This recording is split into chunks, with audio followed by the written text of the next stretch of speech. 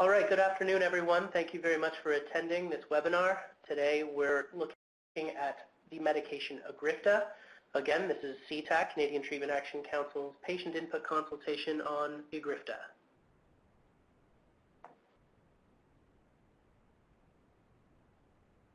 About the CTAC, we are Canada's non-governmental organization led by and for people living with HIV and HIV-HCV co-infection, focusing on access to treatment.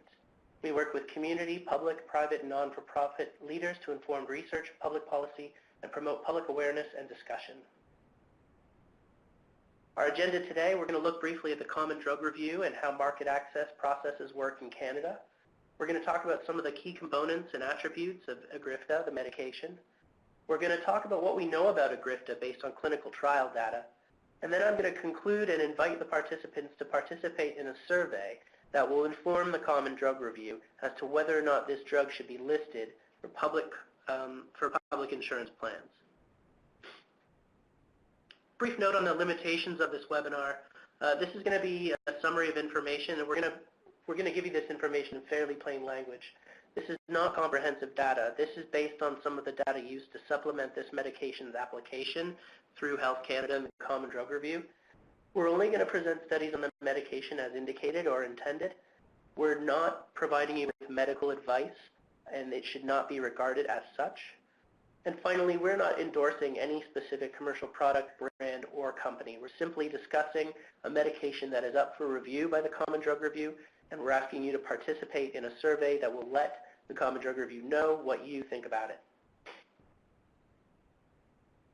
So for this portion, I'm going to play a short video that CTAC has come up with detailing the process that is the Common Drug Review. Again, you may want to turn on your computer speakers for this one as it'll come through the computer.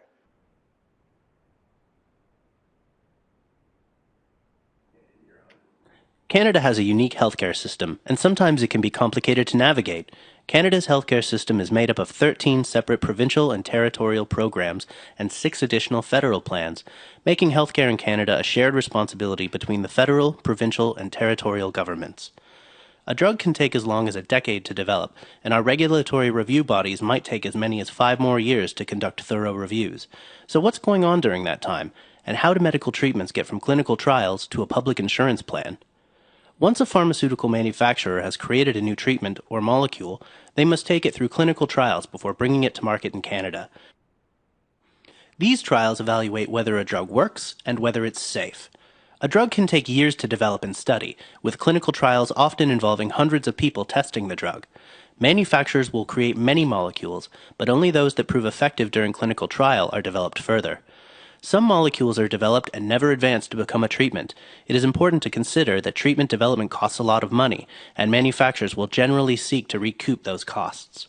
When the manufacturer is confident that they have a competitive, effective treatment, they will submit the drug, along with clinical trial data, to Health Canada for review. Health Canada reviews the drug to determine if it provides clinical benefit and if it is safe. Once Health Canada concludes that a drug is safe and likely to provide clinical benefit, it is approved for sale on the market and can appear on private insurance plans. However, if a drug is to be listed in most of Canada's public formularies, the process is long from over. These are the public drug plans that many Canadians depend on in order to access essential medications. After Health Canada approval, the drug in question is reviewed by another body, the Canadian Agency for Drugs and Technology in Health, or CADTH. This agency is funded by the federal and provincial governments except Quebec, which has an independent process. CADTH oversees a process called the Common Drug Review, or CDR, which conducts a review called Health Technology Assessment, or HTA. Many countries conduct HTAs, and there are different ways to measure health technologies. An HTA is conducted not just on medications and drugs, but also on any health technology, like a new pacemaker design, for example. Ultimately, the Common Drug Review seeks to answer the question, is this treatment cost-effective, and will it provide improved clinical benefits to Canadians? The Common Drug Review will assess the drug for listing on public insurance plans and must conclude whether it can provide equal or improved clinical benefit compared to its cost, and whether that makes it more cost-effective than similar treatments. How much money should be spent to achieve how much clinical benefit? Once the CDR concludes its assessment, it sends a recommendation to all health plans, federal, provincial, and territorial, as to whether or not the provinces should cover the cost of this medication and list it on their plan. The CDR will suggest that the provinces either A. list the treatment, B. list the treatment with clinical criteria and/or conditions, C. not list the treatment at the submitted price, or D. not list the treatment at all. Most treatments do not get an unconditional listing suggestion, and the majority are either not recommended for listing or recommended with conditions. In fact, in many of their reviews, the CDR has rejected or suggested not to list at a manufacturer's submitted price. Listing recommendations from the CDR are not binding or final. The provinces and territories receive the recommendation and are free to review the drug against their own standards or make their own conclusion from the Health Canada and CDR reviews.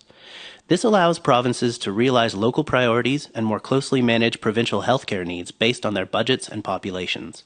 Each province does this independently, as each is the public payer of their respective province or territory.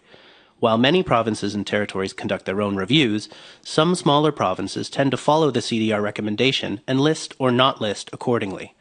As new drugs are developed and new needs are realized, provinces and territories must be vigilant to maintain a public listing that addresses contemporary local realities and responsibilities. Often, older treatments must be considered against newer treatments to see which contributes the most value for the most reasonable cost. This system is designed to review and respond to new treatments as they are developed, while allowing room for both price evaluation and regional healthcare priorities.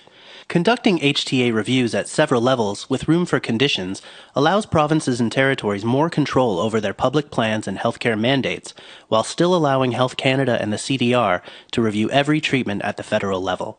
Timely and reasonable access to effective and safe medicines is a healthcare priority for Canadians, and while the processes described here account for cost, safety, and efficacy, some critics worry that they are redundant, duplicative, and very costly. Additionally, some critics note that the multiple points of review have resulted in some drugs being available on some public plans, but not others. Therefore, not all Canadians have access to the same treatment options. Is there a better way to realize our healthcare priorities at a reasonable price without rushing our review of safety and efficacy? All right, so that's the common drug review in a nutshell. Let's just briefly summarize. Once Health Canada has said yes or is considering whether or not a drug complies with our food and drug law, it's available on the private market. But to get a drug listed on public insurance involves more processes, and that significant process is the common drug review. And the common drug review deliberates as to whether or not there is value in this drug over other drugs, and whether that means it's fit to be listed on public insurance plans. Now, part of the common drug review process is asking patients and stakeholders what they think. So that's what we're doing here today. We're going to let you know about Egrifta. We're going to let you know about the trial data that's being used to supplement Egrifta's application, and then we're going to survey you and ask you what you think. And the data that you provide us with this survey is going to be used to write our report to the CDR, suggesting whether or not Egrifta should be listed. So let's talk about Egrifta, the medication in question today. It is injected. It is injected tesamorelin. That is the medication specifically.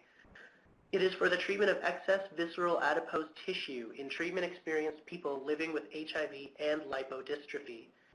In 2010, it was approved by the FDA for sale in America, and in 2014, two springs ago, it was approved by Health Canada for use in Canada. This is manufactured by Thera Technologies, who is based in Montreal, and in fact, this medication was developed in Canada. So as I've said, this is for the treatment of excess visceral adipose tissue. And visceral adipose tissue, specifically in HIV-related lipodystrophy, we see occasionally. Lipodystrophy really means abnormal changes in fat.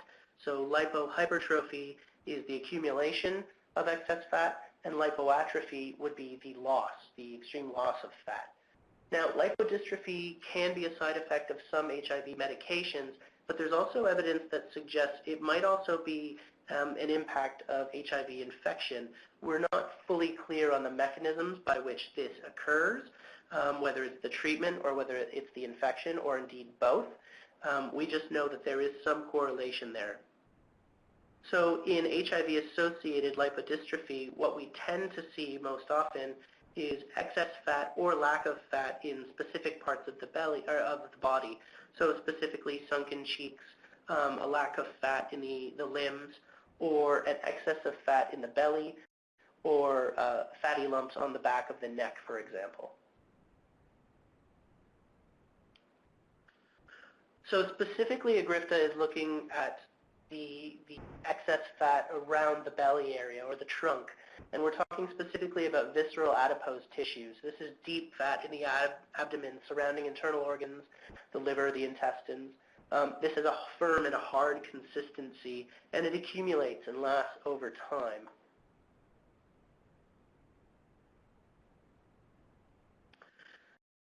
As far as HIV-associated lipodystrophy is concerned, the discomfort in the appearance is certainly a concern for many sufferers, but there are other elements at play here as well.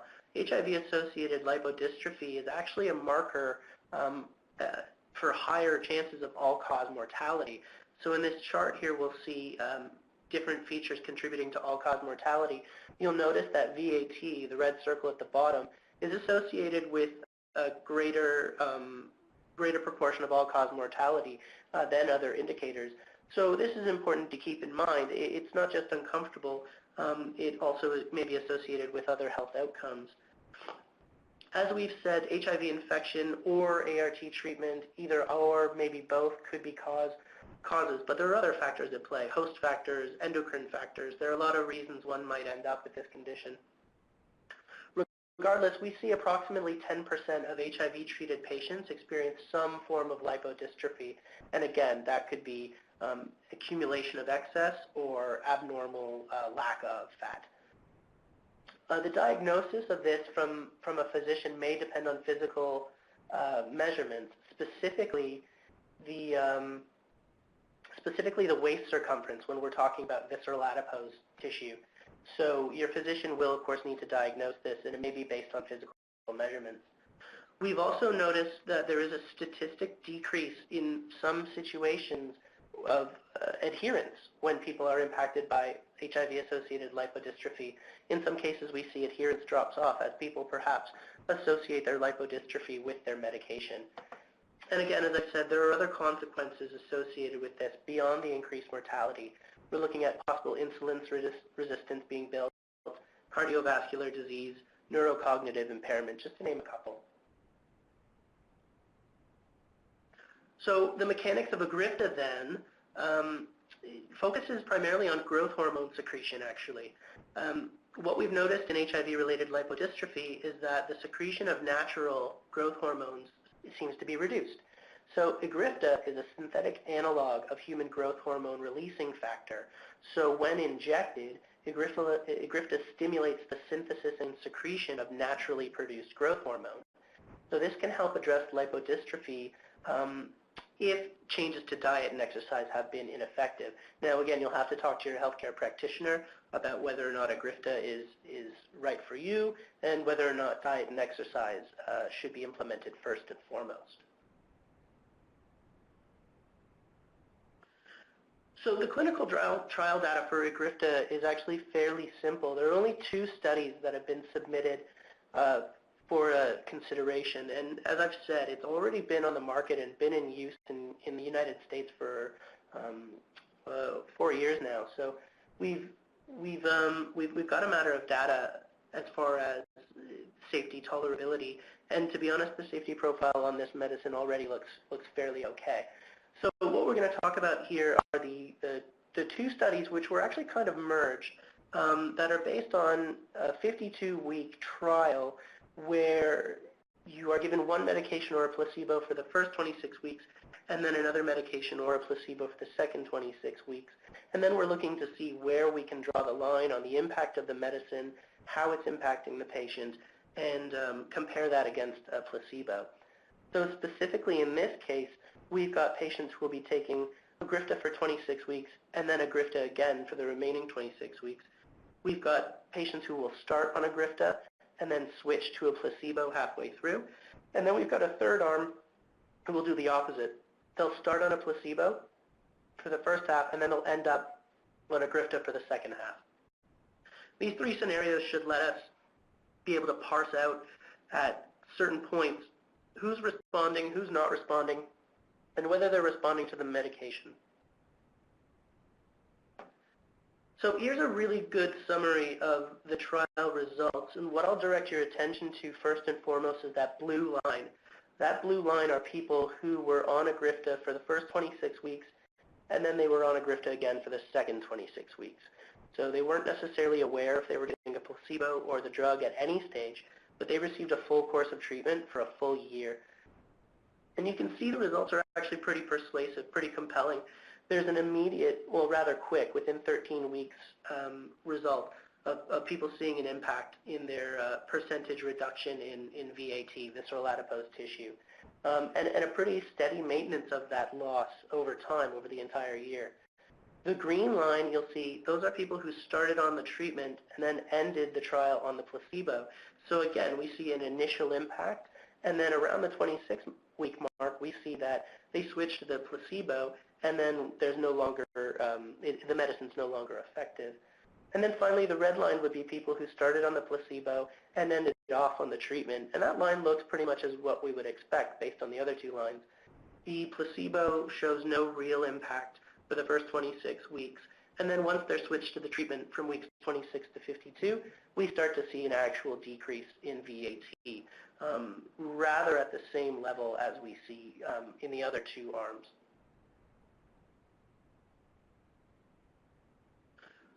Here's just another interpretation of similar data, but instead of percentage of visceral adipose tissue, we're looking at the actual centimeters squared of waist circumference. And here we see, again, people who responded to the medication are starting to see results by week 13, and they're continuing to see results at week 26. So this is part of the trial design, trying to determine where in the treatment timeline people are seeing the most impact, and how does that influence us when we try to tell people how long a course of treatment should be.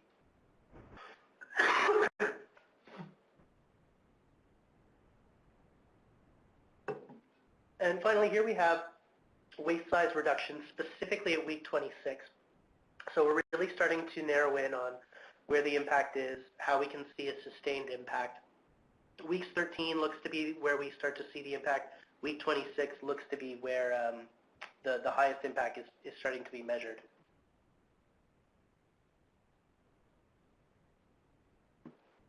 So again, trial data suggests fairly effective fairly quickly. Let's discuss some of the adverse events here. You'll see that side effects were reported in approximately 5% of all participants in the study, and it's differentiated by treatment or placebo. Just one moment, please.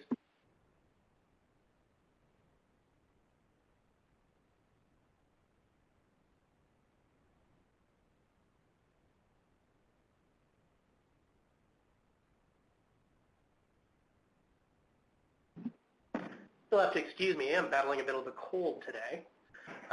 So we'll see here the adverse events, mostly related to the injection site, either redness or itchiness at the injection site. My colleague Melissa's giving me a glass of water, thank you. One moment, please.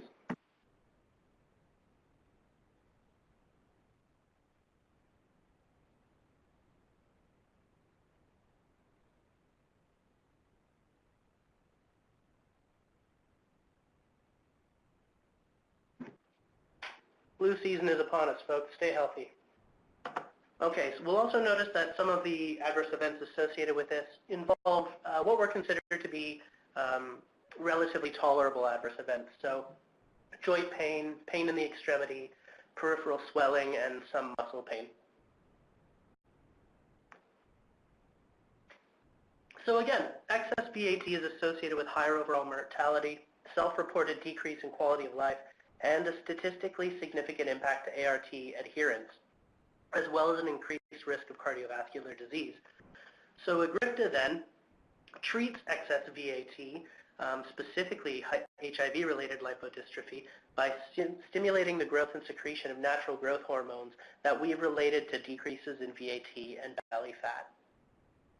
So the clinical trial results that we discussed showed significant reductions in VAT and waist circumference at week 26, and this appears to have been sustained to the end of the trial at week 52 in most cases. It's also worth noting that there is some data suggesting that in addressing the excess visceral adipose tissue, people were also worried they would lose fat in their face or in their limbs. There's another bit of data associated with studies 1 and 2 showing that trunk fat has been controlled while peripheral limb fat has not been impacted. So that's something that people have mentioned that's come up and is worth keeping in mind. Another thing to keep in mind is that 70% of responders to the treatment have stopped after 6 months. So while we may consider a course to be 52 weeks based on the trial data, most people see the impact and are pleased with the impact after about 6 months, and most people stop treatment at that point. And again, as I've noted, the adverse events have been considered tolerable and mostly related to injection site redness and itchiness, though there has been some reporting of swelling, stiffness, or soreness in some instances. But in those cases, again, they were reported to be relatively tolerable. So now it's your turn. As I've said, part of how the Common Drug Review sits and deliberates is they invite patients and caretakers and stakeholders to offer their opinion on the medication in question. So we've just told you about the clinical trial data, about some of the mechanisms of action, and about what this medication is supposed to do. Now we're going to ask you to complete a survey, and the results of that survey will form the basis for a report that we will write to the Common Drug Review about this medication specifically. We don't necessarily expect that everyone will have been experienced with Egrifta. We don't necessarily expect that everyone will have experienced HIV lipodystrophy, but we're interested in your input in either case. So if you're a caretaker for someone who has experienced these things, we'll ask you to report on your observations there. If you personally have experience with it, then we'd love to hear about it.